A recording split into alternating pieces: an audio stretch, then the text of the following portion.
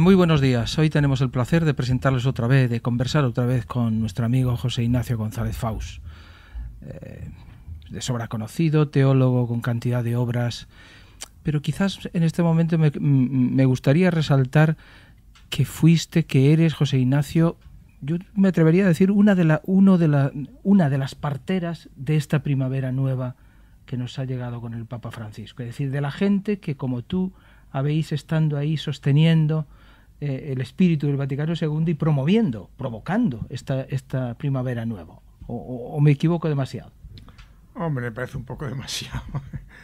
Yo, evidentemente, que he intentado, pues, todos estos años, eso que tú dices, lo que era el espíritu del Vaticano II, que en definitiva es lo que es el Evangelio, para ir más lejos, pues actualizarlo lo más posible, ponerlo al día, hacerlo visible en el mundo y en la Iglesia, que se veía poco.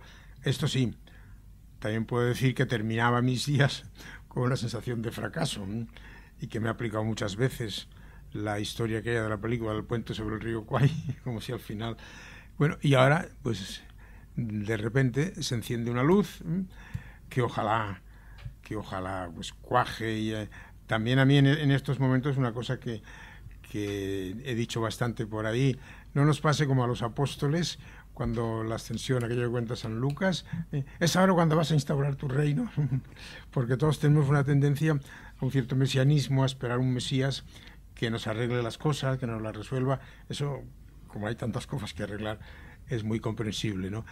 Pero ya cuando hice mi cristología decía que Jesús es el Mesías, significa que nos ha hecho mesiánicos a nosotros.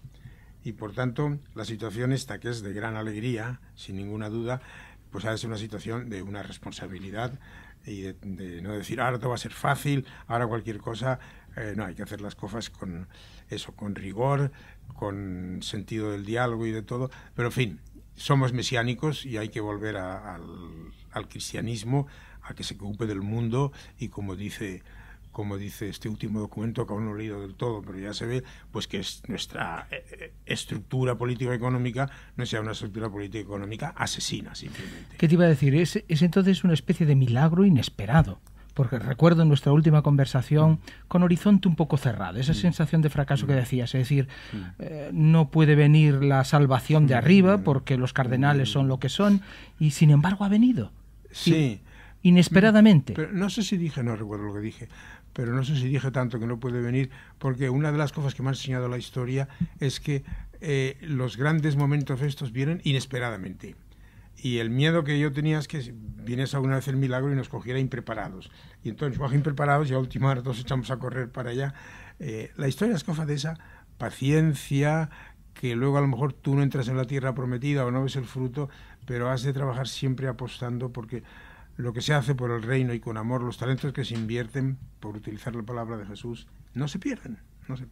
En economía se pierden muchas inversiones. Pero por eso quizás, a mí me parece que también hay que reivindicar a la gente que ha estado ahí, como tú y como otros muchos, digo, tanto en la jerarquía como en las bases, pasando mucha mili, sufriendo mucho, porque lo que se nos imponía era un modelo único y el que se salía de ahí se salía del guión. Incluso bueno, ¿a cuántas veces te han condenado a ti, digamos, entre comillas, ¿no? Desde páginas y de distancias, ¿o no? Ya está pasado. Yo tampoco quiero, por así decir, reivindicarme, ni muchísimo menos. Ni quiero ahora decirles a los otros, los fastidiados porque nosotros teníamos razón. No.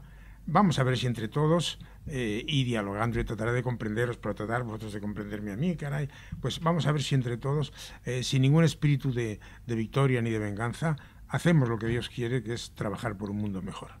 Que ya Pío XII, el año 52, es un mundo que tiene que ser rehecho desde sus cimientos. Y en lugar de rehacerlo, yo creo que lo hemos estropeado todavía más. En esta nueva dinámica que se abre, ¿hay un cambio de tendencia? ¿Se ve un cambio de tendencia claro o no? Sí, un cambio de tendencia, sí. Un cambio de tendencia, eso es muy claro. Y sobre todo, que esto creo que ya lo dije la otra vez, se han conseguido unos puntos que no tienen vuelta atrás. Y es que determinadas reivindicaciones, determinados valores que antes parecían o heréticos o de poco amor a la Iglesia, ahora los dice el Papa, son palabras del Papa, y son tan lejísimas y tan ortodoxas como cualquier otra, ¿no? Eso sí, ya nunca se podrá desautorizar determinadas reivindicaciones de teología de la liberación, de los que pedían otra iglesia, como si fueran faltas de amor a la iglesia o incluso heterodoxas. No, nos tienen perfecto derecho. Y a partir de aquí, pues bueno, si somos muy plurales, que indiscutiblemente lo somos, porque el problema de la iglesia no está solo en las autoridades, está en que hay una buena parte de la base, quizás mayoría, que realmente son de un catolicismo fundamentalista, de un Dios del miedo, de creer que todo está en la institución brillante y nada más que en eso, y todos estos no tienen poder, pero a la hora de votar, votan, ¿no? Por consiguiente, aquí es muy importante, y lo repito, el diálogo y el que nos dejen expresarnos y explicarnos y que intenten entendernos igual que nosotros queremos hacer con ellos. O sea, no hay un cambio de tortilla, no hay venganza ninguna, pero sí hay una reivindicación de que hay pluralidad. Un cambio de tendencia. ¿Ese cambio de tendencia está calando, está llegando a las iglesias locales? A España, por ejemplo, que es nuestro caso. A ver, en primer lugar, una cosa muy curiosa, y hablo ahora de impresiones así generales, pero sí que está llegando, pero antes te digo otra cosa. Creo que está llegando más fuera de la iglesia. Infinidad de gente no creyente, quizá también en esta situación ya de desesperanza, en este mundo no hay nada que hacer, de repente han oído por ahí un señor que es una autoridad, que además tiene esta cercanía y esta simpatía, y que, aun siendo un hombre religioso, por así decirlo, militante de eso que llamamos una religión, no se va por las nubes, sino que dice verdades elementales, por otro lado, ¿no? Y en no creyentes, no digo que esto los vaya a convertir, porque tampoco creo que el sistema es, este papa me gusta y ahora soy practicante, y este no, este cura no me gusta y ahora no, pero ha despertado una esperanza, y lo más bonito que puede hacer la Iglesia es despertar esperanza. Siempre una de las cosas más bonitas que tenemos, por ejemplo, en nuestra liturgia, en la plegaria eucarística 5b o 5c, que la Iglesia sea un recinto de justicia, de paz, de libertad, para que todos encuentren en ella una razón para seguir esperando. Eso es fundamental en todo lo que sea pastoral, evangelización, etcétera, etcétera. Luego ya sabemos que las esperanzas nunca se cumplen, o nunca se cumplen como nosotros las pensábamos, pero ponen en marcha muchas cosas. O sea que la institución ha sido la única, creo yo, institución global que ha conseguido resucitar, que ha conseguido dar ese cambio de tendencia, ese cambio de timón, y eso puede ser ejemplo para otras instituciones. ¿Por qué eso no lo puede hacer el sistema económico, el sistema financiero o el sistema democrático? Claro, ¿no? Muy bien. Y por eso el democrático que necesita tanta regeneración. Bueno, y por continuar, ahora me acuerdo que no te contesté la pregunta de antes, ha calado más, es posible, en los no creyentes, lo cual a mí me recuerda aquello de Jesús, que siempre la fe de los de fuera impresionaba más que la de los de dentro. Y entre los de dentro, pues yo creo que va calando, por supuesto, en toda el sector eclesial, que está más o menos pisoteado o adormecido, y que pues están contentísimos ahora, y por eso decía yo, pero que tampoco vayamos a buscar un Mesías. Y luego me parece que se dividen, no conozco yo, pero hay gente que se deja impactar por lo que tiene de bondad y de verdad las palabras de este hombre, que es eso, tienen bondad y verdad. Y hay gente, como ya se ha dicho por ahí, que no ven ahí más que populismo, demagogia, ingenuidad, que estas bondades llevan al fracaso, y hay una cierta oscilación, otro grupo que, como los fariseos cuando Jesús curó al ciego de nacimiento, ¿no? Que unos decían, no puede ser porque lo ha hecho en sábado. Entonces decían, pero es que nunca se ha visto que un hombre hiciera esto. Y están así, con una cierta división, con una cierta oscilación. ¿Qué pasará? No lo sé, pero en fin, es un momento bonito de ver. ¿Por dónde van a ir los turis? Es decir, hasta ahora había hecho gestos, había concedido 2 entrevistas sin red, pero últimamente, decías antes que no habías tenido tiempo de leer, pero la exhortación apostólica Evangelii Gaudium es una especie de programa, con cosas muy concretas, con líneas, con una hoja de ruta, y ahí deja ya muy claro lo que quiere. Él deja claro lo que quiere. Yo no la he leído entera, sino un poco en internet, selecciones de textos que han salido. Me ha llamado la atención, antes del fondo, ese estilo tan sencillo, tan poco encíclica pontificia, sino pues casi de un hermano que se dirige a otros hermanos de dentro y de fuera. Eso es lo primero. Será mucho más leída que cualquier otra encíclica, pienso yo. Y luego, como tú has dicho muy bien... Porque está al alcance de cualquier persona que sin ser teólogo lee eso. Exactamente. Y después hay un programa y una hoja de ruta. Bueno, entonces yo creo que ahora lo que nos toca a nosotros es aparcar mi propia reivindicación, que es una cosa muy natural, que de caído lo mío, y de, bueno, ¿cómo colaborar a este programa? De mil maneras, cada uno verá en su campo lo que puede hacer. Ojalá que unos cuantos economistas, creyentes y no creyentes, que en estos momentos da lo mismo, pero unos porque son católicos y otros porque son de izquierdas, dijeran, a ver si repensamos un poco la economía, porque ya no se trata solamente, incluso economistas no muy del sistema te dicen, bueno, pero lo único que se puede hacer es gestionar un sistema injusto. A ver si además de gestionar un sistema injusto podemos pensar cómo se va cambiando poco a poco un sistema injusto, porque si está la convicción de que el sistema es injusto, no podemos quedarnos con él y mantenernos con él. Y luego en otras muchas cosas, lo de la reforma de la curia y de la iglesia es una hoja de ruta también muy grande. Pues bueno, a ver aquí qué puede hacer cada cual para poner su granito de arena en el campo que él sabe. Yo personalmente pienso que esto no se hará, porque está muy reciente el pasado derecho canónico, pero haría mucha falta una revisión del Código de Derecho Canónico. Y el Papa cita en una de las frases que he leído, es que San Agustín y Santo Tomás dice, Dios manda muy pocas cosas, la Iglesia no tiene por qué mandar muchas.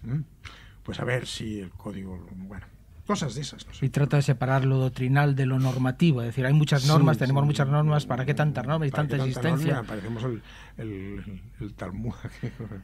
Eres, lógicamente humilde, pero en este libro que acabamos de publicar, con Herder, Un concilio de 3 primaveras, José Ignacio hace un poco la conclusión final, el capítulo 15, Apología de un concilio modesto. Esto me suena a él también, ¿no? Bueno, un papa modesto. No pensé en él porque lo escribí antes, pero sí, es que me gusta el Vaticano II. Un concilio que no da excomuniones, que no impone nada, que propone la verdad. O se propone y se acepta, pero imponerse no se impone nunca. El Vaticano II fue por ahí, es un concilio humilde en su modo de hablar, a pesar de que hace denuncias muy serias. Bueno, pues eso es lo que me gusta y por ahí lo puse de título. Claro, lo puso de título y añade, la Iglesia Católica Romana no es la verdadera Iglesia de Cristo, un título para provocar. Y después José Ignacio hace todo un capítulo dedicado a ver las características de esta Iglesia, del ayer conciliar a la crisis de hoy, y va repitiendo lo que está diciendo el Papa en este último artículo: la Iglesia servidora, la Iglesia de los pobres, la Iglesia sacramento de salvación. Es decir, que bueno, aquí ya había por tu parte una hoja de ruta también que recoge en gran parte el último documento. Más que la recoge, es que esto es del Vaticano II. Esto es del Vaticano II. En otro libro mío que saqué, el de Otro mundo es posible, desde Jesús, la segunda parte es Otra iglesia es posible. Y ahí hay una comparación, no a estos niveles más simples, sino a niveles de pensamiento teológico, entre cómo verían la iglesia los que llamo, la iglesia de la seguridad, que son los conservadores, y cómo ve la iglesia del Vaticano II, que es la iglesia de la fe, la iglesia de la seguridad y la iglesia de la fe. Y ahí salen más teológicamente elaboradas algunas de las cosas que están aquí. Pero es que esto es, pues eso, comprendo que un papa que lleve el Vaticano II y lo quiera cumplir, pues se dé cuenta de estas intuiciones. ¿Se puede decir que se congeló el Vaticano II durante un largo periodo de tiempo? Sí. Yo lo dije una vez, el Vaticano II está metido en el congelador, precisamente. Dije, a ver cuando lo sacamos de ahí lo ponemos al baño María. ¿Y ahora estaría ya el baño María? Creo que sí. De todas maneras, bueno, lo de congelar es una expresión más o menos humorística. Pero que se entiende muy bien. Pero aquí y en otros sitios, que esto lo enseña la historia de la Iglesia, pues sí que digo y se ha dicho, todos los concilios, sobre todo grandes, han necesitado unos 50 años para empezar a calar en la Iglesia. No es nuevo ni raro. Calcedonia, Trento, que en la dogmática parece más conservador, pero que en la práctica de reforma, los secretos de reformación, que se llama, fue muy avanzado. Tardíamente, porque ya la reforma ya estaba convertida en ruptura, ¿no?, con Lutero y eso. Bueno, Trento tardó en imponerse en algunos de sus decretos también mucho. O sea, cuando hay algo así, pues mira, ha de ser una lluvia mansa que nos vaya calando, pero si no, no... O sea, que le tenemos que dar todavía tiempo. Todavía cierto tiempo, sí. Y yo creo, bueno, esto son de esas cosas. Yo amo mucho y quiero mucho y admiro mucho a Rahner, pero quizás Rahner se equivocó un poco cuando acabó el concilio y dijo, bueno, ahora no perdamos el tiempo haciendo exégesis del concilio, porque Rahner en aquel momento optimista creía que el camino ya estaba abierto. Pues hay que volver bastante al Vaticano II a hacer exégesis en el mejor sentido del término, porque un texto, como saben los que hablan de semiótica y de tal cosa, un texto tiene siempre una intención fundamental. Y eso hay que rescatarlo, hay que ponerlo en evidencia, y más cuando se sabe que los textos del Vaticano II muchas veces, por obtener una mayoría inmensa de votos, como quería Pablo VI, pues se les añadía una frasecita aquí, una frasecita allá, que luego pues esto podía contentar a los conservadores, y a la hora de la verdad decían, no, pero fíjese, el concilio dice que se conserve la lengua latina y cosas de esas. Entonces, igual que hacemos con la Biblia, caray, que esto lo hacemos con la Biblia, ¿no? ¿Qué cosas son accidentales, por así decir? ¿Y cuál es aquello que es la flecha que dispara el texto? Eso hay que hacerlo con el Vaticano II. Además, en análisis de la sociedad actual, que han pasado 50 años y algunas cosas pueden ser distintas, ¿no? En esta hoja de ruta nueva que parece que comenzar, una de las cosas que dices tú y que dice el Papa también es la descentralización de la Iglesia y la reforma de la Iglesia. Y señala dos cosas concretas que quería preguntarte, que tú has propuesto cantidad de veces: la reforma del papado y la adecuación, la reforma de las conferencias episcopales, la colegialidad. ¿Es posible reformar el papado y que...? Sí, posible sí que es, desde luego. Y creo que este Papa eso lo tiene claro, ¿eh? No sé lo que le dejarán hacer y lo que podrá. Pero vamos a ver, si Juan Pablo II, que no era como este, pero ya en aquella encíclica Utunum Sin dice que el único texto digno del Papa es el de siervo de los siervos de Dios, pues vamos, estamos muy lejos de... El hecho de que este hombre, cuando salió a la ventana por primera vez, no se llamara Papa, sino obispo de Roma, eso puede pasar desapercibido, pero es enormemente importante, porque si el Papa es el obispo de Roma, pues es un obispo que tiene un factor de crear unidad entre todas las iglesias. En cambio, la expresión Papa, que significa padre de los padres, es una expresión enormemente vertical y da lugar a cosas que él mismo dice en esta hoja de rutas. El Papa no es el obispo de todas partes, ni es el párroco de todas partes, ¿no? Y entonces esto da a las iglesias locales la autonomía que tienen en el Nuevo Testamento, que es la Iglesia de Dios, que está en Tesalónica, que está en Corinto, que está en Madrid, que está donde quiera. Añadiendo, porque esto es verdad, que esa totalidad de la iglesia local implica la obligación de comunión con todas las demás iglesias. No se puede independizar, por así decirlo. No hay iglesias independientes. Hay la expresión de Tillar, el dominico canadiense, que es muy bonita. La Iglesia Universal es una iglesia de iglesias. Por aquí.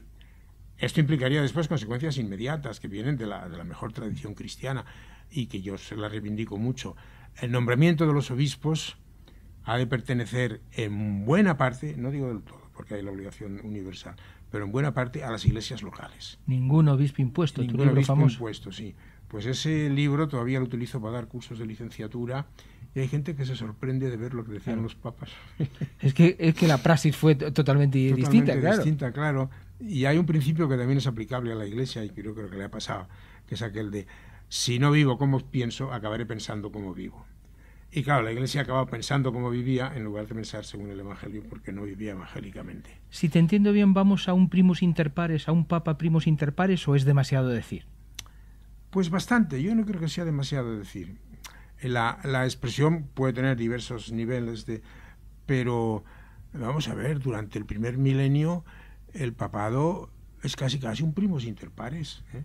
San Gregorio Magno, en el año 600 por allí, tiene una carta a un obispo de Alejandría, un patriarca de Alejandría, en la que además de decir no me llaméis papa, dice que el título de pastor universal es un título, dice una cantidad de cosas, y herético, blasfemo, no, nada de eso. O sea que él ya reivindica algo muy semejante a lo que sería un primus inter pares. Puede haber momentos de verdadera crisis en la que a lo mejor este primus tenga que tener la última palabra. Pero si la colegialidad se lleva bien, estos momentos apenas se presentarán. Eso nos acercaría mucho al diálogo ecuménico. Claro. Con los ortodoxos, sí. con todos los demás cristianos, claro. Es que, así como el Vaticano II hubo observadores, habría que ir pensando cómo en toda esta hoja de ruta vienen también observadores de fuera. Olivier Clement, que era uno de los grandes teólogos ortodoxos, tiene un libro que se llama Roma de otra manera.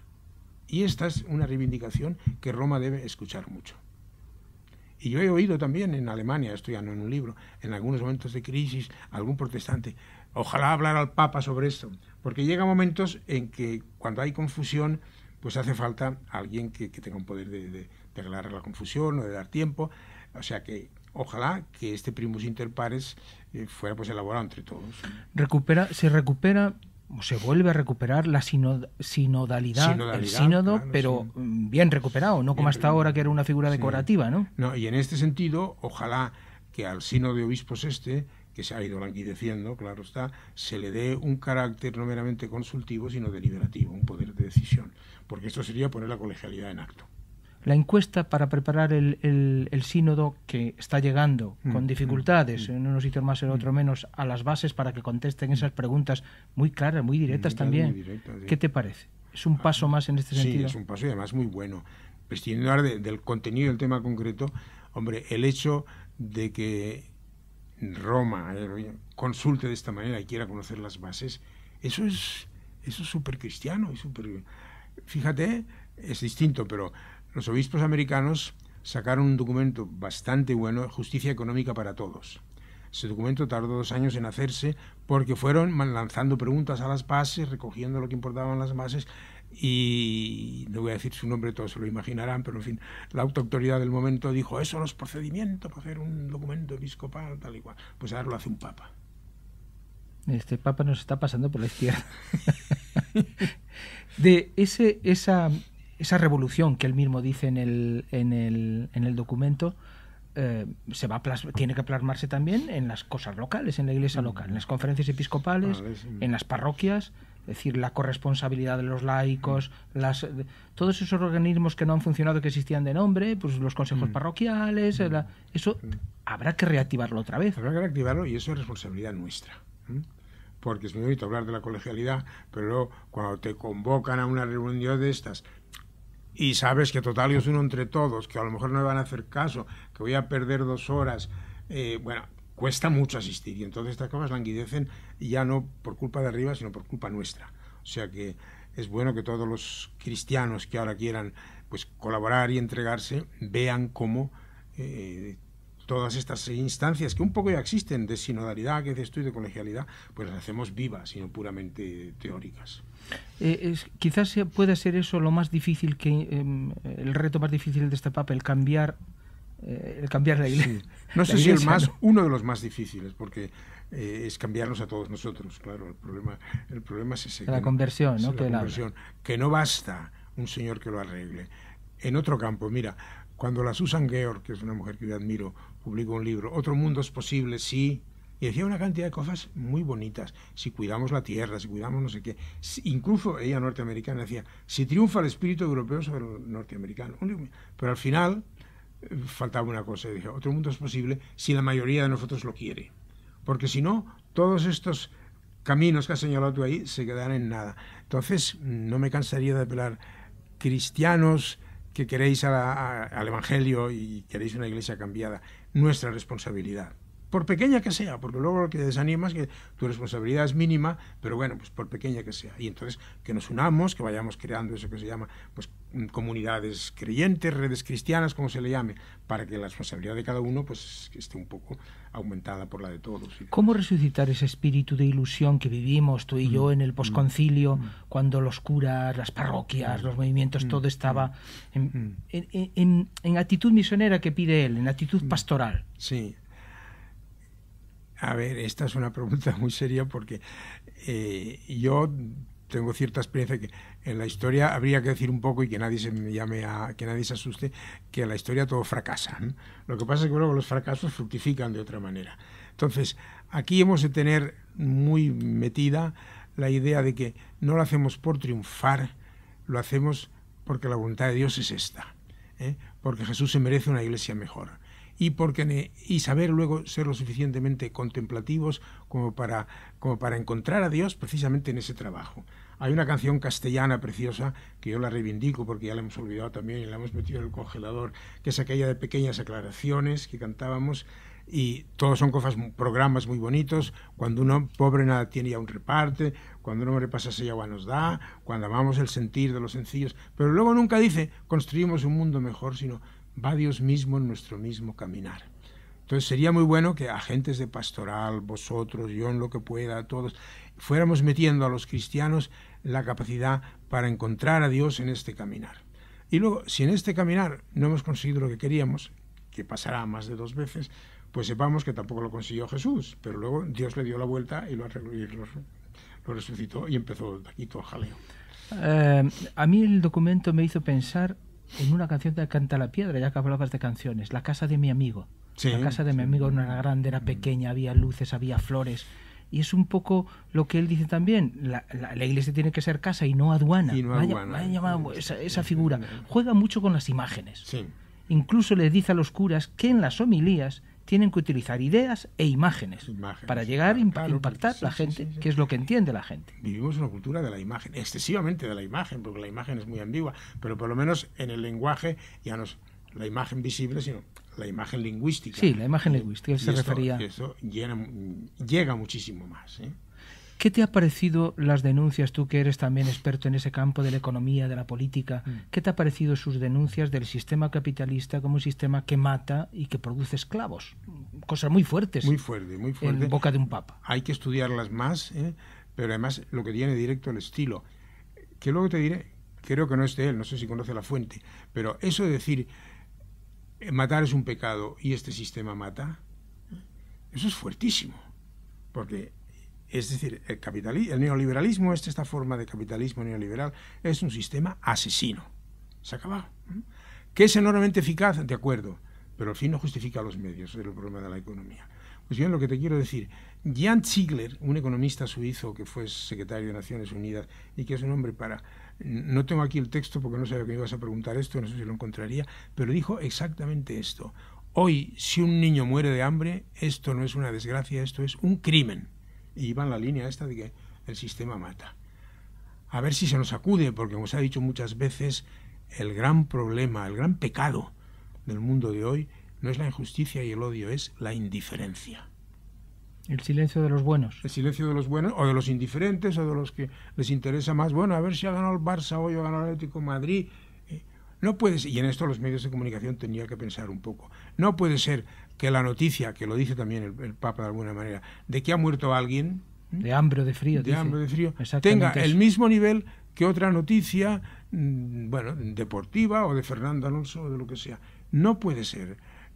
No se trata de dar informaciones muchas veces. Hay noticias que no son información, son llamada a un diagnóstico. Si a ti el médico te dice, muy buenas, tienes un tumor, adiós. Esto no es una información. Si yo tengo un tumor, tengo que ver si es maligno, si es benigno, qué tengo que hacer. Y los medios dan lo que debían ser diagnósticos, quizá por ser neutrales o lo que sea, lo dan como meras informaciones. Entonces, que 30.000 hombres mueran de hambre cada día, eso no es una noticia. Eso es una acusación. Pues a ver, y en este sentido los tengo que leer más, pero creo que las denuncias económicas que hace dan para mucho. Las llamadas que él hace contra la corrupción, contra la regeneración del sistema, ¿es posible, es plausible esa regeneración del sistema democrático, del sistema político? Por lo menos es plausible lo que te decía antes. Si la mayoría somos conscientes de que necesita ser regenerado, pues sería posible, porque los medios existen. Para salir de la economía, a mí me sorprende cuántos de nuestros políticos, incluso de izquierdas, están contentos con nuestra democracia. Nuestra democracia apenas tiene las 2 primeras letras, y eso de poder del pueblo, la ley de disciplina de partido, la ley electoral y otras muchas cosas. Claro, el 15M tenía toda la razón, una democracia verdadera. Y cuando uno está en el sistema se ve que no se da cuenta de que cosas no funcionan en el sistema. Pues esto pasa en la economía, pasa en la política, pasa en la vida religiosa también, en otros muchos campos. Yo no sé hasta dónde llegaremos, pero lo que sí que es claro es que si caminamos en esa dirección, algo avanzaremos. Si caminamos en dirección contraria o estamos quietos, entonces se estropea. Para caminar en esa dirección habrá que dejar muy claro también que la corrupción es inadmisible, y además en el estado en que en la cantidad. Y aquí recobra una fuerza enorme la frase de Jesús: no se puede servir a Dios y el dinero, que en realidad es adorar, lo que quiere decir, por el verbo arameo que expresa. Porque no, es que o el uno o el otro. Y nuestro mundo ha inventado un sistema en el que cree que se puede servir a Dios y al dinero. Con lo cual, el Dios que se invoca siempre es un Dios falso, es un ídolo. y aquí resucitar la dinámica veterotestamentaria contra los ídolos, ¿no? Y llega hasta el absurdo de que un presidente, que al menos entre comillas se le debe decir que es un asesino material, y que hace una guerra en Irak para experimentar armas y asuntos de petróleo, pues rece antes de un consejo de ministros. Están rezando a un ídolo. Esto es muy gordo, lo sé que es muy gordo, pero es que se deduce de lo que dice. Hay salida, hay esperanza, ves portillos, ves ventanas abiertas. Veo portillos, esa expresión me gusta, y creo que también habría que ver los gestos que pueden tener más fuerza, dado que este Papa, porque un portillo bien abierto a lo mejor está en la dirección de donde sopla el viento y hace que entre más aire, ¿no? Otro ahí, que es solo una rendija. Y en ese sentido, si me permites, yo tengo una reivindicación, no personal, porque no me afecta a mí, pero que ojalá todos empezáramos a levantar la voz por ahí, porque además está en una encíclica de Juan Pablo II, la solicitud de Reyes Sociales, cuando dice: en tiempos de crisis, todos los objetos de culto valiosos que tiene la Iglesia, hay obligación de ver cómo se enajenan para el servicio de las víctimas. Imagínate, puestos a soñar como Luther King, que de repente la Conferencia Episcopal Española dice: vamos a ver, en cuestiones de culto, en la Iglesia tenemos la custodia de Toledo, la Sagrada Familia, yo qué sé, no sé qué riquezas de culto tiene la Iglesia. Bueno, pues esto a Dios no le da ningún culto. Entendámonos, la custodia, por todas las perlas que tenga, o la Sagrada Familia, por bonita que sea, a Dios no le da ningún culto. En cambio, que esto se pensase y se pudiera poner en la práctica, a ver cómo repercute en los pobres, en los que pasan el día sin comer, eso sería un gran acto de culto a Dios. A Jesús. Y un gran gesto. Y un gran gesto. Bueno, entonces, volviendo a lo que decíamos, ya he hecho mi reivindicación, pero entonces, ese es un tipo de esos gestos que son portillos, pero por donde entra un aire que puede hacer explotar muchas cosas. El otro portillo puede ser la reivindicación de la teología de la liberación, que haces también en este libro. Sí, bastante. Bueno, después vamos con otro tema, de la teología de la liberación. Sí, puede serlo bastante. La teología de la liberación tiene el gran mérito de que ha soportado el maltrato como lo soportó Jesús. Sin negar que pudiera tener sus límites o sus incoherencias al principio, porque es que todo lo que nace un poco. Pero era claro que allí había una voz tan evangélica que no comprendes como no se oye. Ayer, que dio una charla sobre Bonhoeffer, hubo un momento en que, en un punto, y aquí Bonhoeffer coincide con la teología de la liberación sin saberlo antes de ahora, porque es que es evangelio mismo. El Dios es el Dios de los pobres, y si no, ¿qué significa dichos de los pobres? Porque de ellos es el reinado de Dios, el proyecto de Dios, la voluntad de Dios. Y eso era lo que la teología de la liberación quería decir. Entonces, ahí puede haber que luego toda teología necesitará sus análisis de la realidad, que cuál es el mejor, que cuál es... Pero bueno, merecería una... Es así, yo no, pero la teología de la liberación sí que... Pero por ahí va, ¿no? La iglesia pobre y de los pobres, claro, es lo que está diciendo. Pues es una rehabilitación. Esa tendencia que marca tiene futuro, quiero decir, si pasa algo, lo que sea, una vez que en la iglesia se inicia una tendencia, ¿se puede truncar inmediatamente o hay un recorrido? No lo sé, José Manuel, no lo sé. Sé que en la historia se truncan muchas cosas, pero tengo una cierta fe última de que allá donde se ha sembrado amor, eso acaba fecundando. Porque eso fue, aunque parezca que fracasa. Y cuando hay ejercicio siempre digo esto. La muerte de Jesús nos plantea esta pregunta. ¿Una vida entregada contra tantos obstáculos a servicio del hombre, contra la opresión del hombre y además en nombre de Dios, tiene sentido? Pues mira, Jesús dijo que sí. Y yo en este punto le creo y le sigo.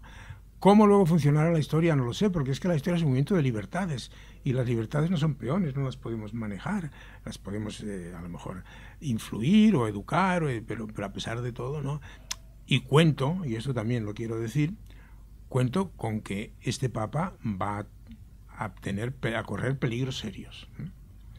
En el Evangelio de Marcos, en el capítulo 3, después de haber narrado el éxito inicial de Jesús, porque es una cosa y todo el mundo se maravillaba, y al llegar al capítulo 3 hay una curación de estas, y dice, al salir de allí se unieron fariseos y herodianos para ver cómo acabar con él.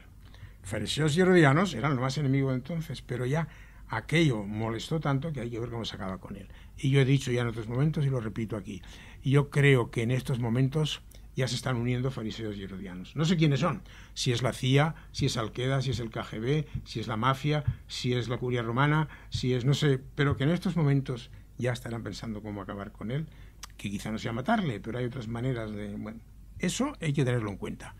Y por consiguiente, yo lo que quisiera es, pues bueno, colaborar lo más posible para que esto no pase, porque una cosa buena que ha hecho él, y por eso yo no creo que le maten, se ha ganado tanto al pueblo, claro, que en estos momentos nadie puede matarle, porque se pone en evidencia. Es que hace un referéndum los miércoles y otro los domingos, sí, todos los miércoles y los domingos del año.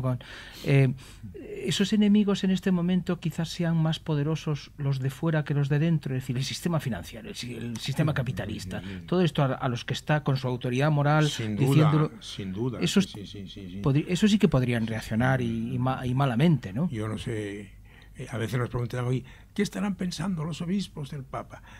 Yo me pregunto también, ¿qué estarán pensando en Wall Street de este Papa? Porque... Pero bueno. Como jesuita, ¿te sientes orgulloso de este Papa jesuita? Me sentiría igual que fuera franciscano, ¿no? Sí. No. Bueno, pero esto parece que une las dos cosas. Sí, es verdad, ¿no? Porque él es muy franciscano. Hombre, me alegro, pero sobre todo me alegro porque es un Papa bueno. Quiero decir, que un Papa así, pues podría haber salido también de los claretianos, de los franciscanos. Dio la casualidad, por lo que sea, que es un jesuita. Y todavía quedaría otra pregunta más larga por hacer, y este ha salido jesuita porque era obispo, naturalmente. Pero mi padre San Ignacio tenía muy claro que los jesuitas no debíamos ser obispos, y yo tengo un voto hecho de no aceptar obispados, ¿no? Luego pasa que, claro, como el Papa era la última palabra, si el Papa lo impone en terrenos de misión, vale. Y ya como se ha perdido un poco la noción de lo que son terrenos de misión, y en este momento también Europa es terreno de misión, pero lo he dicho algunas veces al interior de la compañía, cuidado con esto de jesuitas obispos. A lo mejor este Papa triunfa y llega un momento en que el obispo ha cambiado de una manera tal que dices, bueno, entonces ya puedo ser, porque no soy un poder, sino que soy efectivamente un servidor. Pero de momento San Ignacio tenía creo yo que tuvo una gran intuición cuando dijo, no, por aquí no vayamos porque nos estropearemos. Ese tipo de gestos que de cara a la imagen, los cardenales, por ejemplo, los nuncios, eso que hemos pedido tanto, que tú has pedido tanto, que desaparezcan los nuncios, que desaparezcan... ¿Eso podremos ir dando pasos hacia eso? Eso, que desaparezcan los cardenales, lo primero. Sí. Y que no se llamen príncipes de la Iglesia, porque eso es casi blasfemo. Además es que es curioso porque las cosas degeneran.